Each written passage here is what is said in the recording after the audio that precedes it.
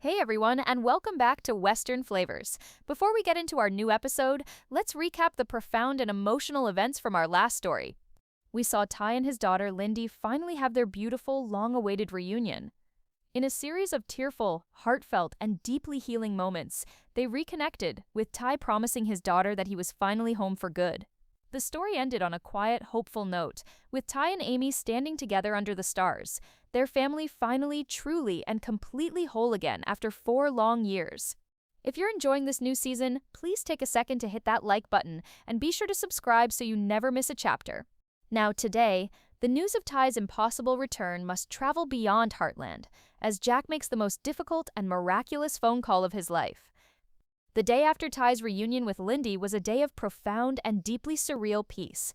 The emotional storm that had raged for the better part of a week, a storm of impossible revelations, chaotic confrontations, and cathartic reunions, had finally blessedly passed. In its wake, it had left a quiet, fragile, and almost reverent atmosphere at the Heartland Ranch. The world for the Bartlett-Fleming family had been fundamentally and irrevocably altered, and they were now in the quiet, disorienting, and beautiful process of learning to live in this strange new reality. Ty was a man reborn. The haunted, guarded, and deeply tormented man who had returned was gone, replaced by a man who was, for the first time in 4 long years, simply home. The constant low-grade hum of anxiety that had been his companion for so long had been silenced by the simple, powerful, and undeniable truth of his daughter's love. He spent the morning in a state of quiet, blissful rediscovery, a man seeing his own life with new eyes.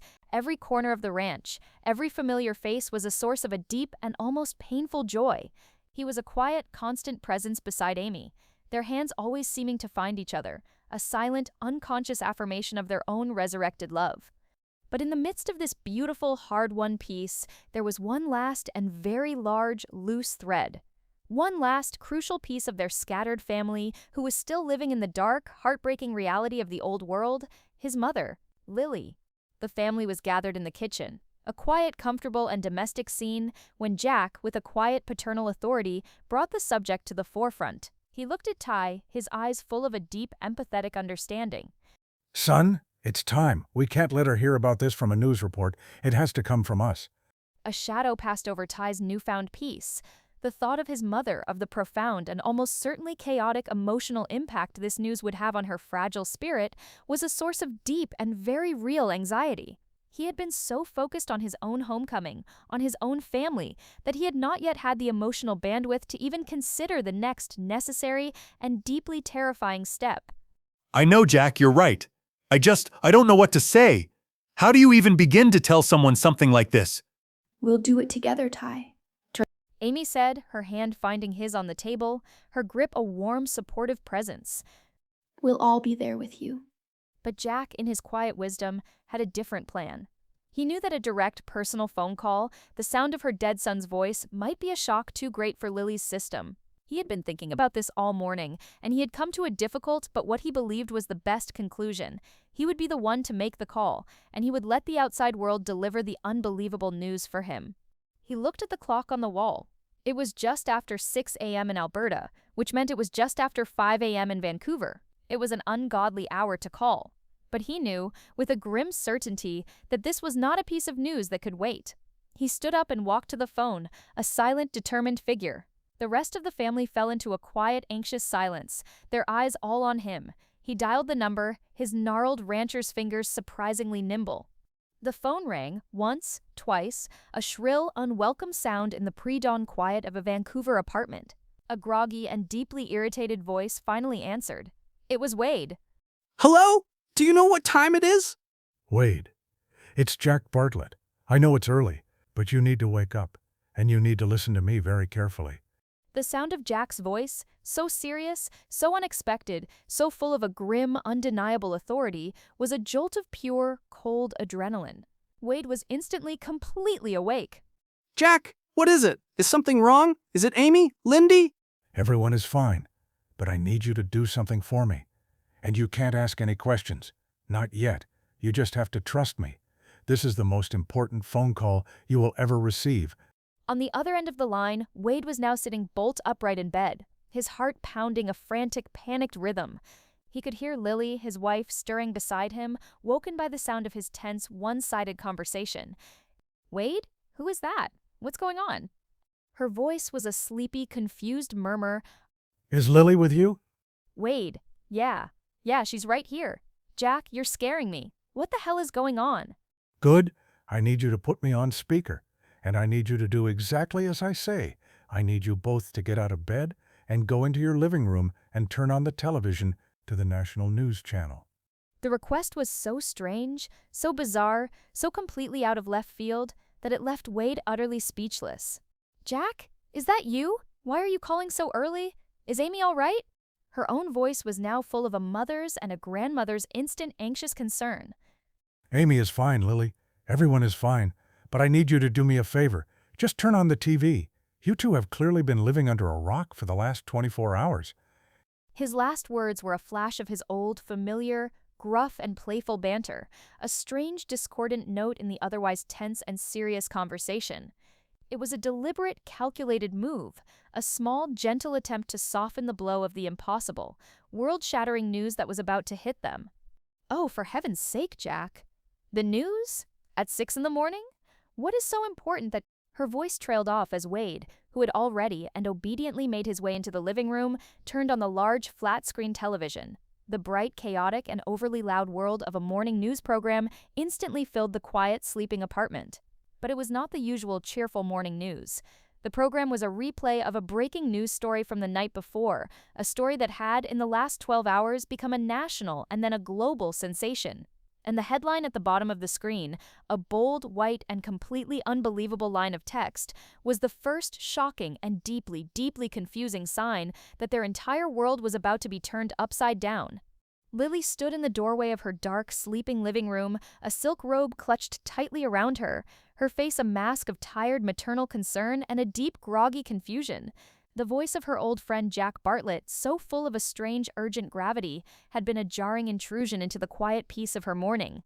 She watched as her husband Wade, a look of profound and deeply unsettled bewilderment on his own face, fumbled for the television remote. What on earth is going on, Wade? Is Jack all right? A news report? At this hour? It doesn't make any sense. I have no idea, but I've known Jack a long time. He's not a man who makes a 5 a.m. phone call for no reason. He finally found the remote and, with a click, the large dark screen on the wall flickered to life, flooding the room with the bright, chaotic, and overly loud energy of a national morning news program. It was a replay of a breaking news story from the night before, a story that had clearly dominated the entire news cycle. The headline at the bottom of the screen, a bold, white, and completely unbelievable line of text, was the first shocking and deeply, deeply confusing sign that their entire world was about to be turned upside down. Miracle in the Foothills. Alberta man returns from the dead.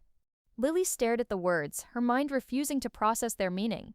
It was just a sensationalist headline, the kind of tabloid nonsense the morning shows were so fond of. It had nothing to do with them. But then, the news anchor began to speak, her voice full of a practiced, professional gravity.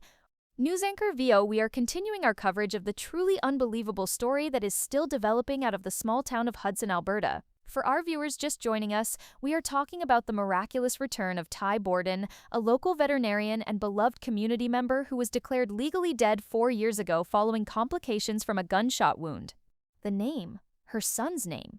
Lily's breath caught in her throat. Her hand flew to her mouth, a silent, reflexive gesture of pure, unadulterated shock. Wade, beside her, was a statue of stunned, frozen disbelief. This was not a story about a stranger. This was a story about their son. The screen behind the news anchor, which had been showing a generic graphic, suddenly changed. It was now a picture, a familiar, beloved, and heartbreakingly beautiful picture. It was a photo of Ty and Amy from their wedding day, their faces alight with a pure, innocent, and now tragically ironic joy. Oh God, Wade, what is this? What is this cruel, terrible joke? Her voice was a shattered whisper. She thought it was a memorial, a terrible 4-year anniversary tribute to her son's death, a public reopening of a wound that had never, ever truly healed. I don't know, honey. I don't know. But then, the story continued. The anchor began to describe the chaotic, unbelievable events of the day before, the failed wedding of the grieving widow, Amy Fleming, to a local rancher, Nathan Price. the dramatic last-minute interruption by the family patriarch Jack Bartlett, and then the impossible, miraculous appearance of Ty Borden himself, alive in the flesh. The screen changed again. It was no longer the old, familiar photograph. It was a new picture, a grainy, long-lens photograph, clearly taken by a paparazzi who had been a guest at the wedding. It showed a man, a thin, bearded, and rugged-looking man, his face a mask of a deep, emotional, and overwhelming love, holding a sobbing, beautiful bride in a ruined white wedding gown. And the man was unmistakably, impossibly, and miraculously her son. Lily's mind, her entire being, simply stopped. The world ceased to exist. The sound of the television, the feel of her husband's hand on her arm, the very air in her lungs, it all just dissolved into a profound and absolute silence. She was no longer in her comfortable Vancouver living room. She was back in that cold, sterile, and unforgiving hospital waiting room 4 years ago, hearing the doctor's final, terrible words. It was a moment of pure sensory overload, her mind and her heart completely and utterly unable to process the two violently contradictory realities. Her son was dead. Her son was alive. Wade, who had been grappling with his own profound and deeply masculine shock, finally turned to look at his wife. He saw the look on her face, the same terrifying and completely vacant expression she had worn on the day Ty had died, and a new and even more powerful wave of fear washed over him. He was losing her again. Lily? Honey? Did you hear that? He's alive! She didn't answer. She just stood there, a statue of a grieving mother, her eyes wide, unseeing, and fixed on the image of her resurrected son on the television screen. And then, after a long, terrible, and timeless moment of absolute silence, a single low, animalistic moan began to emanate from deep within her chest, a sound of such profound, primal, and overwhelming emotion that it was more terrifying than any scream could ever be. It was the sound of a mother's heart, a heart that had been shattered into a million pieces, a heart that had spent 4 long, agonizing years trying to learn how to live with its own brokenness, suddenly, impossibly, and miraculously being made whole again. The sound of his wife's grief, a sound he had not heard in 4 long years, a sound he had prayed he would never have to hear again, was what finally broke Wade from his own stunned paralysis.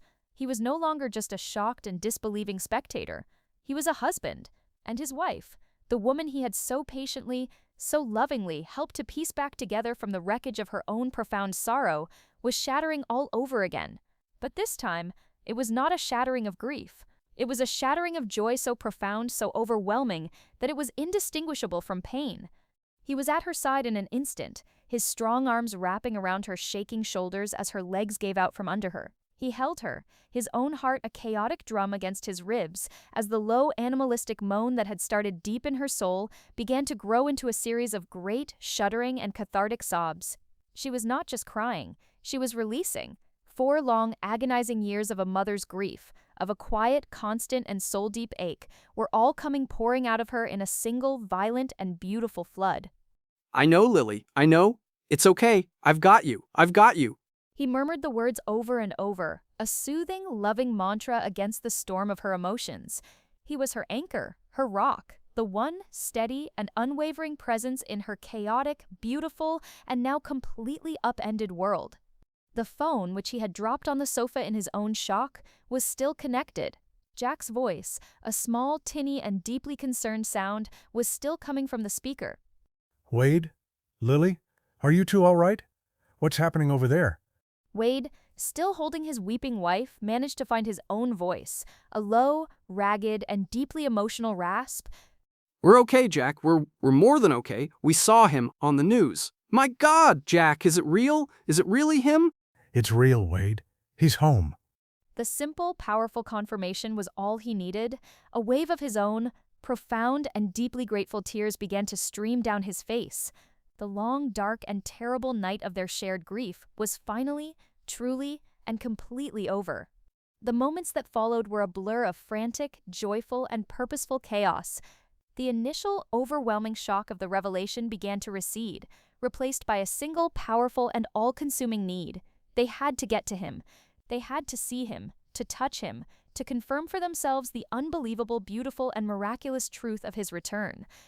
Wade, now a man on a mission, was a model of calm, efficient command. He was the loving, capable husband his wife had always needed.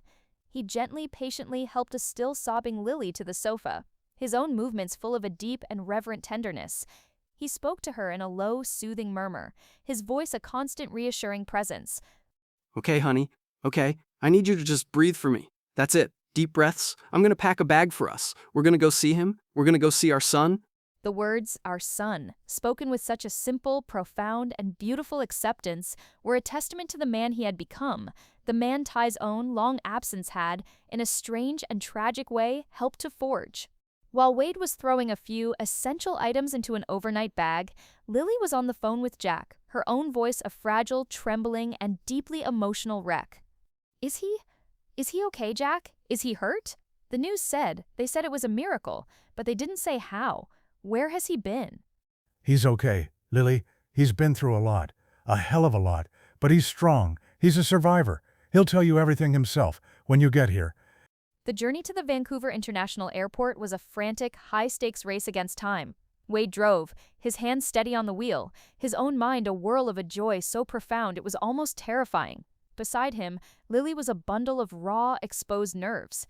She was no longer just weeping, she was oscillating, wildly between a brilliant, almost manic joy and a dark, paranoid, and deeply unsettling fear. What if it's a trick, Wade? What if it's a mistake? The news, they get things wrong all the time. What if we get there, and he's not there? What if it's just a cruel, terrible joke? The fear, the product of a mind that had been so deeply traumatized by loss, was a real and powerful thing. She was a woman who had been given back a miracle, but she was terrified that if she held it too tightly, it might just dissolve into dust in her hands. Wade, her steadfast, loving, and patient rock, was her anchor. He would reach over and take her hand, his grip warm and sure, his own voice a constant, reassuring presence. It's not a joke, honey. It's real. Jack saw him. We saw him. He's home. And we're going to see him. We're just a few hours away. He was her strength, her certainty, her unwavering belief in the beautiful, impossible truth of the moment. He was the husband she had always deserved, the partner she had always needed. And he was, with a quiet, powerful, and deeply loving resolve, leading her home to her son. While Lily and Wade were on their frantic high-altitude journey across the mountains, a much quieter but no less intense drama was unfolding back at the Heartland Ranch. Ty had been told that his mother and stepfather were on their way, and the news, which should have been a source of pure, unadulterated joy, was instead a complex, churning mixture of relief, sorrow, and a profound, almost paralyzing anxiety. He was a different man than the one who had fled his own past just a few short months ago. He had been through a fire, he had been rescued by his friends, had revealed himself to his family, and had, most importantly, been reunited with his daughter. He was no longer a ghost, he was home. But the thought of seeing his mother, of having to face the profound and almost certainly chaotic storm of her emotions, was a terrifying prospect. He was still a man who was raw, who was healing, and he was terrified that the sheer overwhelming force of his mother's love and grief would be a wave that would pull him back under. He spent the long, agonizing hours of their flight in a state of restless, nervous anticipation. He tried to help Amy with the chores, but his hands were clumsy, his mind a million miles away. He tried to sit and talk with Jack, but he couldn't focus on the conversation. He was a caged animal, pacing the familiar, comfortable territory of his home, but his spirit was trapped in a state of profound, anxious limbo. It was Amy who, with her quiet, gentle wisdom, finally found the one single thing that could anchor him. She's been asking for you, She said, her voice a low, knowing murmur. Ty looked at her, a confused frown on his face. Who? Lindy. She's in the paddock with her pony, and she is very determined to show her daddy the new trick Georgie taught her. The thought of his daughter, of her simple, pure, and uncomplicated love, was a powerful grounding force. He left the heavy adult anxieties of the main house behind and walked out into the bright, clear air of the Alberta afternoon. His destination, the one person in the world who could, without even trying, soothe the storm in his own soul. He found her in the round pen, just as Amy had said. She was standing in the center, her small face a mask of intense concentration, her pony, Sugarfoot, standing a few feet away, his ears pricked forward, his attention completely and utterly on her. She was practicing the liberty work Georgie had taught her, her small body a perfect miniature imitation of her mother's own graceful, intuitive commands. Ty didn't say anything. He just leaned against the top rail of the fence and watched. He saw the quiet, confident way she asked the pony to move, the gentle, inviting way she then asked him to come to her. And he saw the profound, beautiful, and unspoken bond of trust and respect that existed between the girl and her horse. After a moment, she seemed to sense his presence. She turned, and her face broke into a brilliant, beautiful, and completely unburdened smile. "Daddy, you're just in time. Watch this." For the next hour, the world, with all its complicated, messy, and painful realities, ceased to exist. There was only this: a father, watching his daughter, his heart so full of a fierce, proud love, it was a physical, aching presence in his chest. He was completely and utterly present. He was not a ghost. He was not a victim. He was not a man with a broken past. He was just a dad. The time he spent with her was a gift, a precious, healing balm. Her innocent, happy chatter was a beautiful, welcome distraction from the anxious, looping thoughts in his own head. They played, they laughed. She climbed up on his shoulders, a small, triumphant queen on her trusty steed, and they ran through the open fields, her delighted shrieks of laughter echoing in the clear prairie air. They had a playful bug fight on the lawn, a silly, ridiculous, and completely wonderful moment of a father and a daughter just being a father and a daughter. These were the moments he had lost, the 4 long years of them. The simple, ordinary, and profoundly beautiful moments that, when woven together, create the tapestry of a life. And as he lay on his back in the soft green grass, his daughter's small, warm body a comfortable, trusting weight on his chest, he knew with a certainty that settled deep in his bones that he would not waste another single second of this miraculous and hard-won second chance.